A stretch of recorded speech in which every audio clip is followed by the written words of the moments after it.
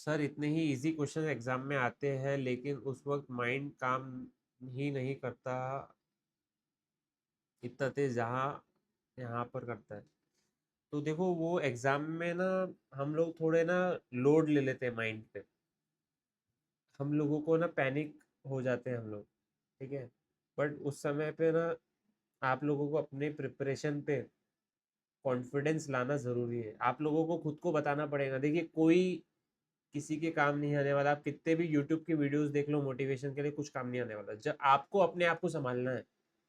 आप बोलो कि हो जाएगा, मैं कर लूंगा, पेपर में आ जाएगा सब तो हो जाएगा। हमें पैनिक नहीं होना चाहिए। ठीक है। मैं जिस अटेम्प्ट में सीए फाइनल पास हुआ था ना, उस अटेम्प्ट में फर्स्ट पेपर मेरा बहुत बिगड़ गया था। क्योंकि अकाउंट्स का पेपर था, मेरा हाथ ऐसे काँप रहे थे, क्योंकि फर्स्ट पेपर था, हाथ ऐसे काँप रहा था। ठीक है, हाथ काँप रहे थे। ऊपर से पहला क्वेश्चन 20 मार्क का, आधा घंटा सॉल्व किया। सॉल्व करने के बाद पता चलता है कि हमने क्वेश्चन में थोड़ी गड़बड़ कर दी।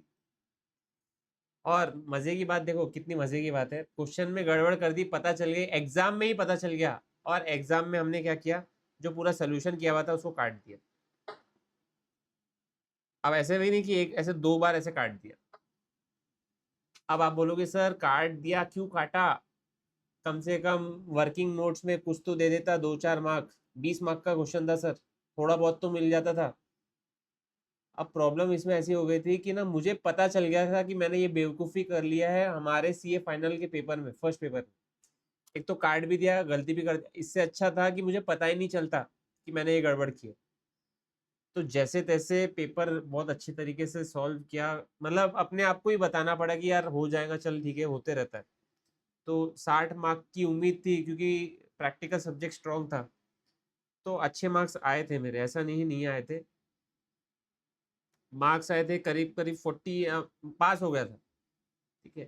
तो अपने को ऐसा लगता है कि पास भी नहीं होंगे क्या हम वहीं पे हार जाते हैं। तो हमें हार नहीं मानना, आगे तक के चलना है। Financial reporting, yes, financial reporting. हार नहीं मानना, जीत होगी, 100% जीत होगी। क्या आप लोगों को स्टोरी शेयर करूं मैं अपने सीए फाइनल की? स्टोरी सुनोगे मेरी? फाइनल की स्टोरी बहुत इंटरेस्टिंग है।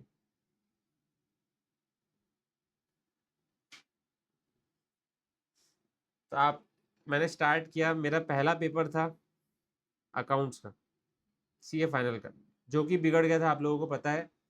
और मेरा प्रैक्टिकल सब्जेक्ट स्ट्रॉन्ग है, तो मैंने इसमें मेहनत बहुत किया था, मैंने बहुत मेहनत किया था इसमें। बट जिसमें मेहनत करते हो और जिसमें आपको मार्क्स स्कोर करना है, जो आपका फेवरेट सब्जेक्ट है, वो भी अगर खराब गया तो बहुत बुरा लगता है। ठीक है। मैं 2019 में बना था सी, 2019। सेकेंड पेपर था आपका कॉस्टिंग, नहीं कॉस्टिंग नहीं था, अकाउंट्स होता, एसएफएम, स्ट्रेटेजिक फाइनेंशियल मैनेजमेंट। ये भी पूरा मैथमेटिक्स से रिलेटेड चैप्टर है, पूरा कैलकुलेशन रहता है। बहुत ही इंटरेस्टिंग सब्जेक्ट रहता है, एएफएम बोलते हैं अभी। बट हमारे टाइम पे एसएफएम हुआ करता था, स्ट्रेटेजिक फाइनेंशियल मैनेजमेंट। एएफएम अभी कॉस्ट को बोलते हैं, एसएफएम होता था। ये भी मेरा बहुत फेवरेट टॉपिक था।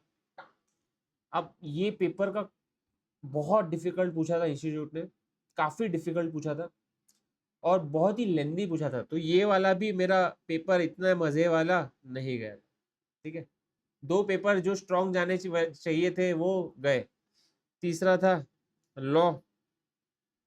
ठीक है।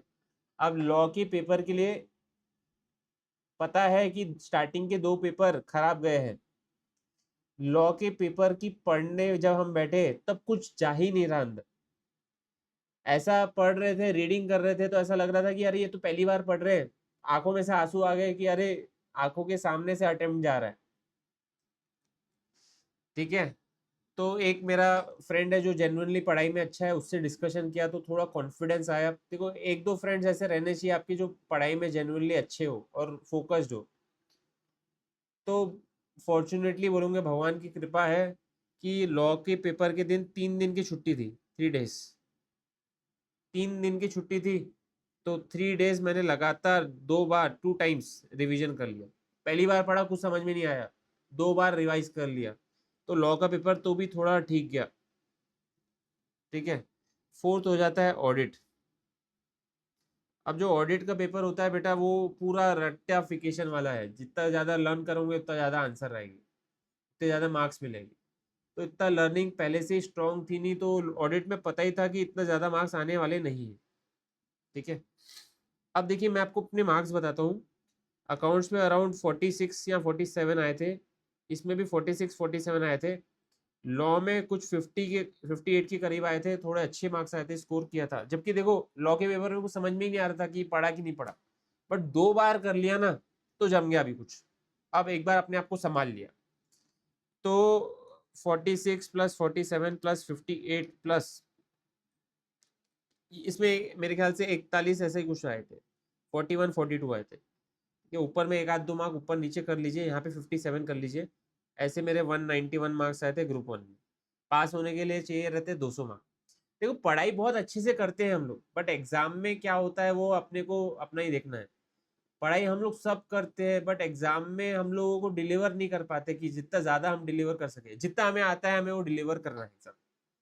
होता है देखो, एक पेपर खराब गया तो दूसरा पेपर पे इफेक्ट होता है, बट हमें अपने आप को संभाल के रखना है कि नहीं, हो जाएगा हो जाएगा, ठीक है। तो अब तक मैंने जब सॉल्व किए थे ना पेपर, मुझे इतना कंफर्म था कि मैं, हो सकता है एग्रीगेट में पास ना हो, बट 40 मार्क तो मिनिमम हर पेपर में ला लूंगा।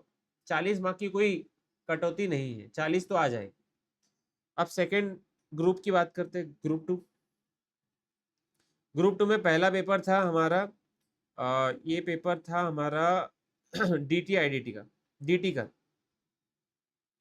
अब जो डीटी पेपर है ना, मुझे इतना पसंद नहीं है, ठीक है। डीटी मुझे पसंद, सर आप लोगों के पास आईबीएस पेपर होता था जो अब उसका ओपन बुक, हाँ हमारे टाइम पे ओपन बुक का कंसेप्ट नहीं था, हमारे बाद आया था, ठीक है। तो डीटी मुझे पसंद नहीं है, और पेपर भी वैसे ही आया था, थोड़ा डिफिकल्ट आया था और मुझे पसंद नहीं था। तो मुझे इतना खास उम्मीद थी नहीं डीटी से कि कितने मार्क्स आएंगे। तो पेपर वैसे गया भी नहीं था खास, अप्रोक्सीमेटली 40 मार्क डॉट आए थे जितना मुझे याद। दूसरा पेपर था मेरा आईडीटी का। जेन्युइनली मैंने मेहनत किया था आईडीटी, मैं बता रहा हूँ, मेहनत बहुत अच्छी किया था। बहुत अच्छा भी सब्जेक्ट है, अभी प्रैक्टिस भी आईडीटी पे करता हूँ, मुझे पसंद भी है। बट आईडीटी के पेपर में क्या हो गया, देखो स्टार्टिंग के इतने पेपर खराब जा रहे हैं, आईडीटी भी उसी स्ट्रिक में चले गया, तो मजा नहीं आया पेपर सॉल्व करते हो। आईडीटी के पेपर में भी कुछ 45 46 मिले थे, मजा नहीं आया। 60 की प्लस की उम्मीद थी, सॉल्व करके उस लेवल का नहीं आ पाया था, बट ठीक। अब मैंने क्या किया, मैंने पुराने पूरे 6 पेपर देखा, पास होने की प्रोबेबिलिटी देखा, तो मुझे इतना समझ में आ गया था कि मैं एग्रीगेट में लटक सकता हूँ। मेरे कोई भी पेपर ऐसा नहीं गया था कि जो एकदम तोड़ फोड़ गया, ठीक है। तो वो चीज मैंने देख लिया कि मुझे पास होना है तो मेरे को जी जान लगाना पड़ेगा। तो थर्ड पेपर मेरा था इसका का। बेटा इतना पढ़ाई किया है, बहुत पढ़ाई किया, मेहनत कर लिया, आखिरी दम तक हारा नहीं था, ठीक है। सिर्फ तीन तीन घंटे सोता था, पूरा दिन लर्न करना है क्योंकि थियरी सब्जेक्ट है। अच्छी तरीके से लर्न किया। इसमें आए थे बेटा 59, एक मार्क्स से एग्जामिशन गया था, 59 आए थे। फिर अगेन मैंने पूरा देखा, पास होने की प्रोबेबिलिटी है क्या, तो थोड़ी बहुत थी, पास होने की प्रोबेबिलिटी थोड़ी बहुत थी। मुझे पता था अगर मैंने लास्ट वाले कॉस्टिंग के पेपर में अच्छा स्कोर कर दिया ना, तो मैं पास हो सकता हूँ। देखो स्टार्टिंग के पेपर कितने भी खराब गए हो, मैंने अभी तक हार नहीं माना था। मेरे माइंड में कुछ ना कुछ था कि यार अभी भी कुछ चांस है, अभी भी हम पास हो सकते हैं, ऐसा नहीं कि हमें पूरा फेल होना है, थोड़ा चांस है। तो जब मैं कॉस्टिंग का पेपर पढ़ रहा था ना, मैंने अपनी पूरी जी जान लगा दिया था। सिर्फ 1 2 घंटे 2 3 घंटे सोता था, 2 दिन में सिर्फ हार्डली 4 घंटे या 5 घंटे सोया हुआ पूरी दिन, क्योंकि बाद में तो सोना ही है, बाद में तो पेपर्स के बाद क्या करना है, सोना ही है। तो कॉस्टिंग के पेपर के बाद क्या होता, मेरे प्रिंसिपल जो थे जहाँ मैं आर्टिकलशिप करता था, ठीक है, वो प्रिंसिपल की अचानक से एक्सीडेंटल डेथ हो गई थी, ठीक है। वो चले गए थे और ये बात मुझे पता चल गई।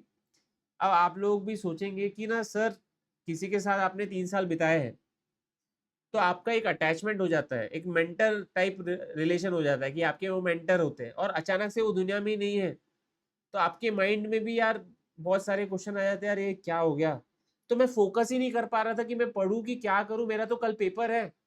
और हमारे जो सर थे उनकी डेथ हो गई, एज भी ज़्यादा नहीं थी, 33 या 34 इयर्स के थे। तो फिर मेरे पापा ने मुझे समझाया कि बेटा ये देखो आपका कर्तव्य है अभी एग्ज़ाम देना। अगर आपने आज नहीं पढ़ा, तो कल आपका हाथ में नहीं रहेगा, आपको 6 महीने और देने पड़ेंगे। मैंने अपने आप को सँभाला कि देखो ये पार्ट ऑफ लाइफ़ है, आप कुछ नहीं, आपके हाथ में कुछ नहीं है बेटा। आपको अपना कर्तव्य करना है, इस दुनिया में आए हैं सभी को अपना-अपना कर्तव्य करना है। तो मेरा कर्तव्य उस समय ऐसा था कि मुझे पढ़ाई करना है और जी-जान लगा के पास होना एग्ज़ाम में। मुझे आज भी वो 3 आवर्स याद है, जो इंस्टीट्यूट का पेपर मैं लिख रहा था ना कॉस्टिंग का, मुझे आज भी याद है। क्यों? क्योंकि वो इंस्टीट्यूट के साथ मैंने झगड़ा है, फाइटिंग हुई है। मुझे पेपर कंप्लीट करना था। बेटा इतना लेंथी पेपर आया था, जितने भी मेरे फ्रेंड्स थे वो कोई 60 मार्क्स का करके आ रहा है, कोई 65, कोई 70। मैंने वो पेपर में 85 मार्क्स का अटेम्प्ट करके आया था। बहुत लेंथी पेपर था। ठीक है, पूरी जी जान लगा दिया, राइटिंग वाइटिंग भाड़ में, पहले पेपर कंप्लीट करेंगे। और वो पेपर में मुझे अप्रोक्सीमेटली मुझे याद है 63 मार्क्स आए थे। ठीक है, 63 टोटल देख लीजिए कितना हो जाता है। 40 प्लस 46 प्लस 59 प्लस 63, ये अप्रोक्सीमेटली 208 होता है। बट ये मेरे 208 नहीं आए थे, 210 आए थे। तो 2 मार्क आप यहाँ पे बढ़ा सकते हैं, डीटी में नहीं, ये 48 कर लीजिए इसको, 48। और दोनों ग्रुप का टोटल देखिए 401 आ जाता है, 401। मतलब मुझे यहाँ के जो -9 मार्क्स है वो यहाँ से सेट ऑफ हो गए थे, और मैं वो अटेम्प्ट में सीए बन गया। गाइस अगर मैं भी स्टार्टिंग में गिव अप कर देता, स्टार्टिंग में ही अगर मेरे पेपर खराब जाते, मैं छोड़ दिया रहता, तो फिर मेरे को और अटेम्प्ट्स देने पड़े रहते, और लिटरली मुझे पढ़ना नहीं था। अब मुझे आप अगर बोलोगे ना कि सीए फाइनल वापस दे, नहीं दे पाऊंगा। ठीक है, तो एक ही बार में खत्म करके छोड़ना है हमें। सीए फाउंडेशन खत्म करो, एक ही बार में जी जान लगा के खत्म करो। सी एंटर दे रहे हो, जी जान लगा के खत्म करो। सीए फाइनल दे रहे हो, जी जान लगा के, अरे एक ही बार में खत्म करो, ज्यादा नहीं पढ़ना। जो लोग फर्स्ट अटेम्प्ट में पास होते हैं ना, वो लोग कम पढ़ते हैं बेटा। ठीक है सर, आप दोनों ग्रुप सी फाइनल में क्रैक कर दिया, आप तो जीनियस, अरे जीनियस नहीं, बहुत लोग हैं जो फर्स्ट अटेम्प्ट में बोथ ग्रुप पास होते हैं, ऐसा नहीं। ठीक है, तो बोथ ग्रुप होते हैं पास, करने वाला होना, आपका माइंडसेट, आप मेंटली बहुत स्ट्रांग होना। आप ही अपने आप को बताओगे, देखो आपको कोई बोलेगा कि नहीं होता है तो आपके माइंड में हो जाएगा नहीं होता, आप अपने आप को बोलोगे हो जाएगा, बट वो डायरेक्शन भी चाहिए, वो प्रिपरेशन भी चाहिए। अगर आप प्रिपेयर नहीं करोगे, सिर्फ बोलते रहोगे, तो कोई काम का नहीं है। ठीक है, सबसे पहले बिलीव होना, और उसके बाद प्रिपरेशन होना, कि हम प्रिपेयर भी कर रहे हैं वो लेवल का। ठीक है, तो समझ पा रहे? तो गाइज ये मेरी स्टोरी थी। देखो आज भी याद है वो, एक एक मिनट याद है, जो 3 घंटे था ना, ये पेपर के कारण सब बदला था।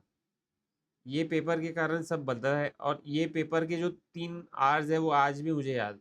ठीक है सर, और मैं फाउंडेशन में फेल होके ट्रॉमा में चला गया। बिल्कुल ट्रॉमा में नहीं जाना है बेटा, ये ट्रॉमा होता क्या है, कुछ नहीं।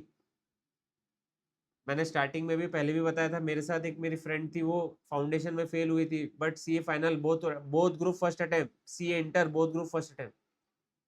तो सब ये माइंड का है। आप अपने माइंड को कैसे ट्रेन करते हो, उसी को ही बेवकूफ बनाना है कि कर लेंगे हो जाएगा, बट वही है, प्रिपरेशन भी होनी चाहिए। ठीक है, चलिए।